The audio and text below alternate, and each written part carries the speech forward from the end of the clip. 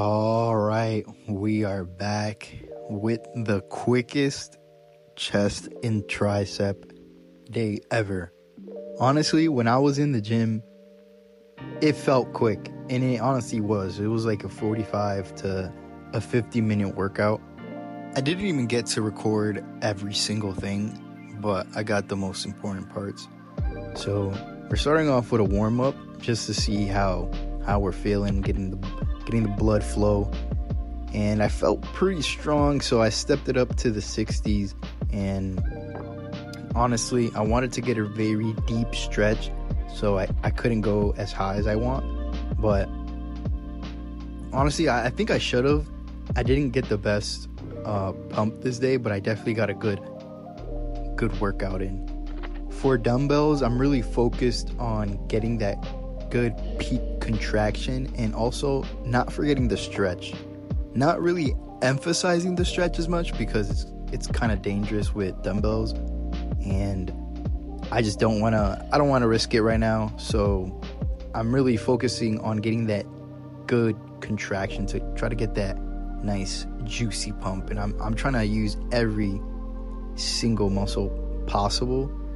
And I know it's difficult because you're using a lot of stabilizing muscles, but they're definitely going to come in handy when you're doing bench press or anything of that sort. People have been glorifying an incline in today's gym era, I guess. But I really like the flat bench press. And I'm even going to say that a decline bench press is better for your chest. It just activates more of your chest. It definitely doesn't give you that nice round look that people are looking for, but it's 100% better mechanically for your body. And I personally feel like I can go a lot heavier. So the only reason why I don't incorporate a decline bench press is because I feel like dips just hits it 10 times better. So I just end up doing dips instead. But we're going to move on to tricep push downs, and honestly these I don't even try as hard anymore because I feel like the overhead dumbbell, I don't even know what you call those, but anything over the head is better for your triceps, I feel. So I just use these sort of as like a warm-up.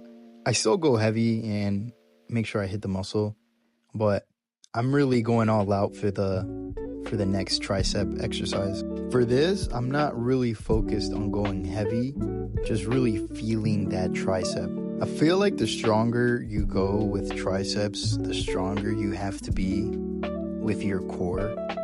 Most people are not going to have a problem, but I feel like this gives more of a full range of motion of the tricep. So I tend to do single arm, and it also just eliminates the core problem if you have one. I think people underestimate how much our muscles work simultaneously with each other.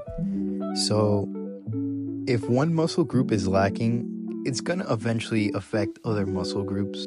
You shouldn't do an exercise because a muscle group is weak. You should bring up that muscle group first and then try to see if you could hit that exercise again. I think that's way more beneficial for the average person because there are some movements that are they're just too beneficial to miss out on. You have to try to somehow work your way up there to hit these very crucial exercises like a squat or like a deadlift. I feel like really being honest with yourself and not be ashamed of where you're starting is really going to put you ahead of other people. I think every exercise does something differently, so you can't necessarily rule out every exercise, but there are definitely some that are better than others, and some that may work for others and actually might be dangerous for some. So really you gotta work on figuring out where that place is for you. Forgive my voice crack or laugh at it. I don't care. This is one of the best ab workouts I've ever done. And I don't even think it's an ab workout. This if you see the way I'm doing it, I'm slightly hovering my feet above the ground, and it really helps engaging my triceps more. But I find that it extremely incorporates my abs. So I ended up doing it, and it was only 30 pounds. But I ended up getting a really good stretch in it, and it felt nice. That's going to honestly be the end of the workout. I was going to do a tricep, but not a tricep, a deadlift, but I didn't end up recording it. There were people in the way, and I didn't want to record in their face. So, yeah, I just headed straight to the locker room, and I was going to check out the pump, man, and it's pumping. I'm still like 160.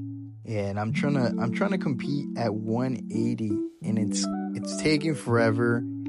You know, Mike Mentor did say that building muscle is actually you can expect to build 0.25 pounds of muscle per week as a natural.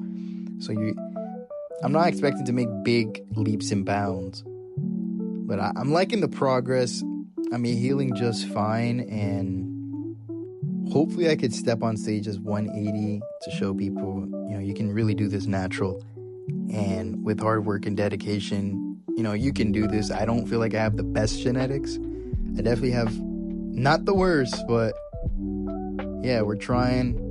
If you guys like the video, please like the video. And yeah, we're going to be back for some more.